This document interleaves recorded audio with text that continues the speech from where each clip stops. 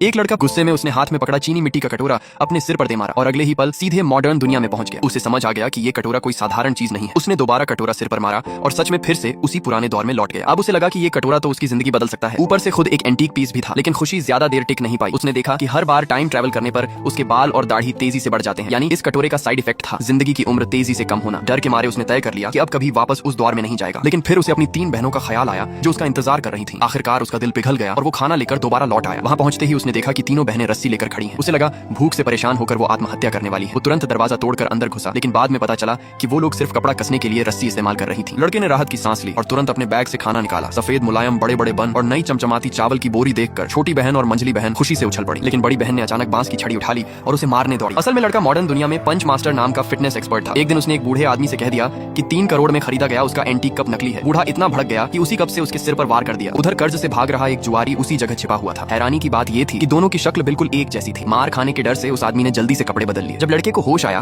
तब तक वो उस जुआरी की जिंदगी में फंस चुका था। बड़ी बहन हाथ में चाकू लेकर उसे काट डालने को तैयार थी। दीदी भैया को माफ कर दो, वो अब कभी जुआ नहीं खेलेगा। शायद पहाड़ से गिरकर इसका दिमाग खराब हो गया है। बड़ी बहन गुस्से में बोली। घर का सारा राशन जुए में उड़ा दिया। धीरे धीरे उसे सारी सच्चाई पता चली। असली भाई एक नंबर का निकम्मा और जुआरी था। लेकिन तीनों बहनें बेहद समझदार और संस्कारी थी। घर में बचा आखिरी चावल भी बड़ी बहन ने उसके लिए खिचड़ी बनाकर खिलाया और बोली अनाज फिर से उग जाएगा, लेकिन इंसान अगर बिगड़ जाए तो सब खत्म हो जाता है। अब से अच्छा इंसान बनकर जीना। तभी गांव का दबंग जमींदार अपने आदमियों के साथ कर्ज वसूलने आ धमका। तब उसे पता चला कि उस जुआरी ने बड़ी बहन को गिरवी रखकर 100 किलो अनाज उधार लिया था। फिर भी बड़ी बहन ने बिना कुछ कहे अपनी माँ की छोड़ी हुई चांदी की हेयर पिन निकालकर कर्ज चुका दिया। ये देखकर लड़के का दिल भर आया। वो बार बार कहना चाहता था कि ये सब उसने नहीं किया, लेकिन सामने से सिर्फ एक ही जवाब मिला, तुम अब सुधरने वाले नहीं हो।